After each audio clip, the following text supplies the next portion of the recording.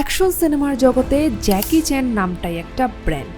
পর্দায় তাকে দেখে আমরা অভ্যস্ত অসম্ভব সব স্ট্যান্ট আর মজার সব মারপিটে, কিন্তু ৭১ বছর বয়সে এসে এই অ্যাকশন হিরো এমন এক আবেগঘন সিদ্ধান্ত নিয়েছেন যা ভক্তদের মনে করিয়ে দিচ্ছে যে আমাদের শৈশবের সেই অতিমানবটিও রক্ত মাংসের মানুষ।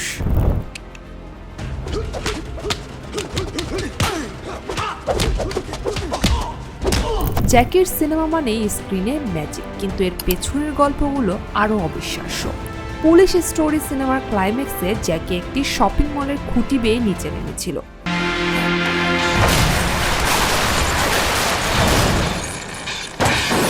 সেই খুঁটিতে ঝোলানো বৈদ্যুতিক বাতিগুলোর তাপে তার হাত পড়ে গিয়েছিল এবং তিনি মেরুদণ্ডে গুরুতর চোট পান। তবুও শটটি তিনি নিজেই করেছিলেন।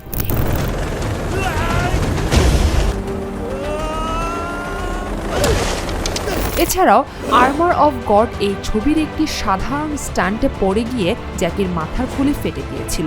তার মাথায় এখনও একটি প্লাস্টিকের টুকরো বসানো আছে। এটাই ছিল তার জীবনের সবচেয়ে বড় দুর্ঘটনা। Jackie Chan. Oh my God! Yes, yes, yes, yes.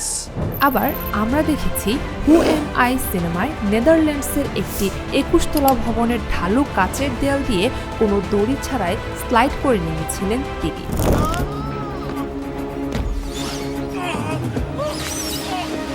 Guinness world records একে পৃথিবীর অন্যতম বিপজ্জনক স্টান্ট হিসেবে স্বীকৃতি দিয়েছে।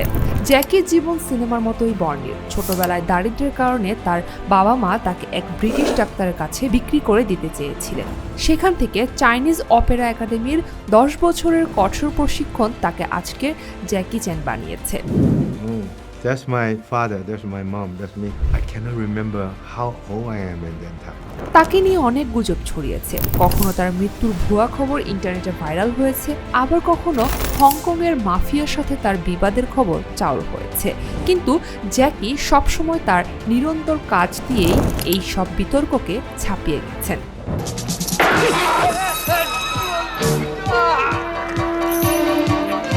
সবচেয়ে আবেগপূর্ণ তথ্যটি হলো জ্যাকি চ্যান নাকি ইতোমধ্যেই একটি গুড বাই সং রেকর্ড করে রেখেছেন। শোনা যাচ্ছে এই গানটি তার মৃত্যুর পর প্রকাশ করা হবে।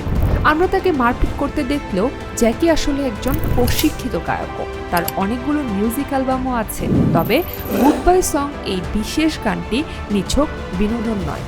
সারা জীবনের মৃত্যুর সাথে পাঞ্জা লড়ে স্টান্ট করা এই মানুষটি হয়তো জীবনের শেষ বেলায় এসে ভক্তদের জন্য এক শান্ত বিদায় বার্তা রেখে যেতে চেয়েছেন।